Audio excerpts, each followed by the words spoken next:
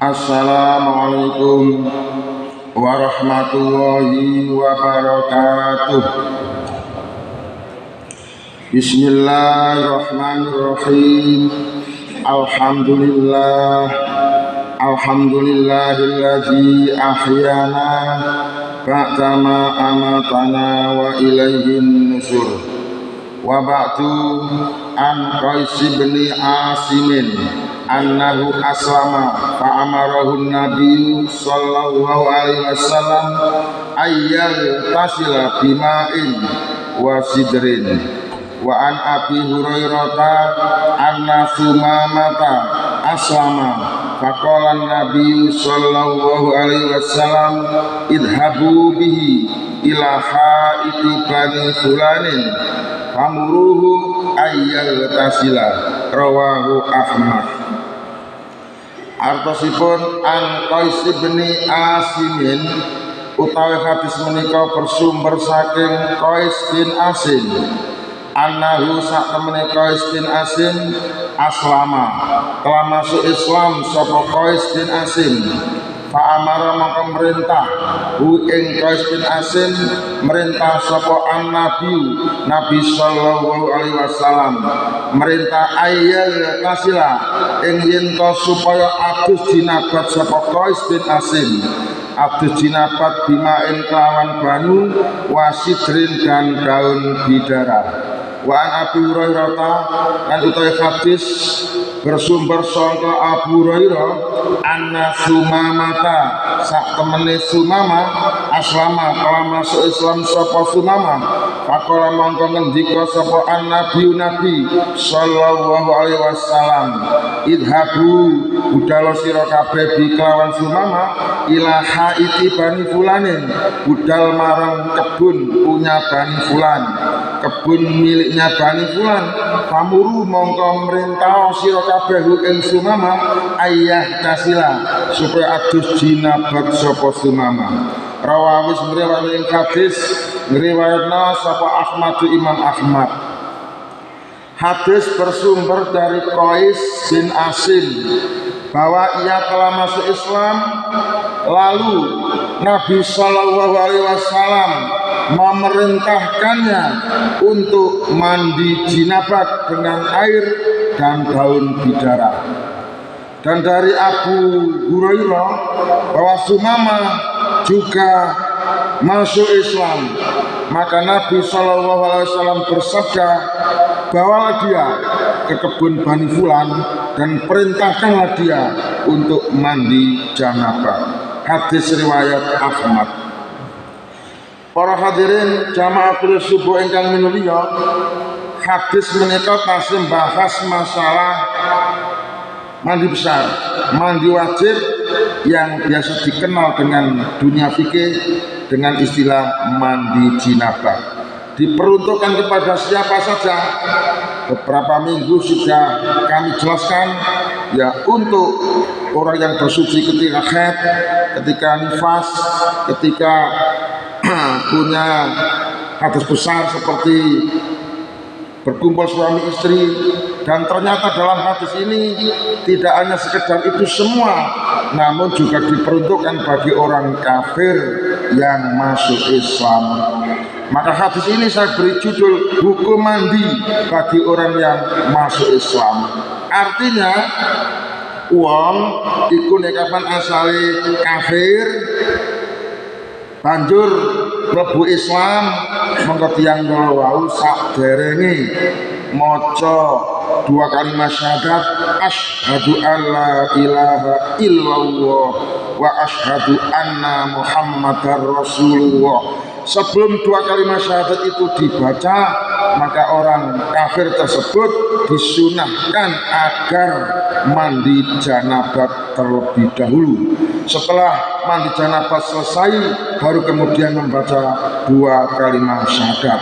Itulah syarat apabila ada orang kafir lalu kemudian masuk kepada agama Islam, ialah prosedurnya disucikan terlebih dahulu, disucikan badannya, fisiknya, hatinya dengan cara mandi janabat. Setelah itu membaca dua kalimat syahadat, maka resmilah dia dinyatakan sebagai orang Islam yang sah untuk melakukan syarat-syarat Islam karena sudah mandi jinabat dan sudah membaca 2 kalimat syahadat. Penjelasannya sebagai berikut. Hadis ini menjelaskan bahwa orang yang baru masuk agama Islam, tentu orang kafir, lalu kemudian masuk agama Islam, maka orang tersebut diperintahkan agar mandi besar, agar mandi jinabat sebagai bentuk pensucian diri. Perintah Nabi SAW kepada Qais bin Asim dan juga kepada Sumamah adalah menunjukkan bahwa hukum mandi jinabat setelah masuk Islam adalah sunnah muakkad. Hukum mandi janabat sebelum masuk Islam adalah sunnah muakkad, yaitu sunnah yang sangat dianjurkan sebagai simbol kebersihan lahir, kebersihan batin, serta awal kehidupan baru dalam Islam. Penggunaan air dan penggunaan daun bidara juga menunjukkan perhatian Islam terhadap kebersihan dan kesehatan, bahwa air dan daun bidara adalah merupakan alat bersuci. Isi hadis ini mengandung perintah. Perintah tersebut berasal dari Kanjeng Nabi Sallallahu Alaihi Wasallam. Perintah yang ditujukan kepada orang yang asalnya kafir kemudian masuk Islam. Perintah apakah itu? Yaitu perintah mandi jinabat. Dengan demikian menjadi jelas bagi kita bahwa orang kafir itu dianggap najis. Menurut pendapat beberapa ulama, najisnya orang kafir di sini bukan najis secara fisik, tetapi najis secara maknawi. Oleh karena itu, ketika seorang kafir masuk Islam, Kanjeng Nabi SAW memerintahkan agar najisnya dihilangkan terlebih dahulu dengan cara melakukan mandi jinabat. Jadi mandi jinabat harus dilakukan karena adanya sebab. Dalam hal ini sebabnya adalah karena masuk Islam. Artinya seorang yang asalnya kafir lalu kemudian masuk Islam disyaratkan untuk mandi jinabat guna untuk menghilangkan hadas besar. Orang kafir termasuk najis besar. Buktinya adalah ketika ia masuk Islam, Nabi SAW memerintahkan untuk mandi jinabat. Seandainya orang kafir itu hanya najis kecil, tentu ketika masuk Islam, Nabi SAW cukup memerintahkan dengan berwudu saja. Tapi tidak sampai memerintahkan mandi, tapi Nabi memerintahkan dengan mandi jinabat, tidak memerintahkan dengan cara berwudu. Diceritakan bahwa Nabi SAW pernah didatangi oleh seorang kafir bernama Qais. Qais ini datang langsung kepada Kanjeng Nabi SAW dengan maksud ingin menyampaikan secara langsung bahwa dirinya akan masuk Islam. Ia berkata, "Wahai Nabi, bagaimana pendapat Anda tentang saya? Sekarang saya ingin masuk Islam. Diterima enggak kira-kira?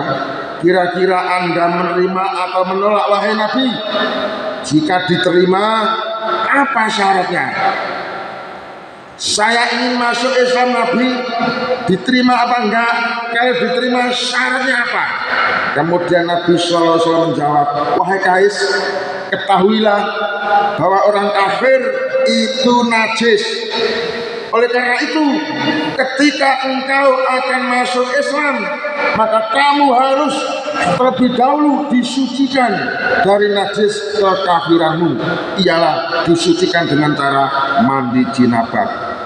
Qais bertanya, dengan apa aku disucikan wahai Nabi? Nabi menjawab, najis orang kafir itu disucikan dengan cara mandi jinabah. Setelah itu barulah membaca 2 kalimat syahadat, asyhadu alla ilaha illallah wa asyhadu anna muhammadar rasulullah.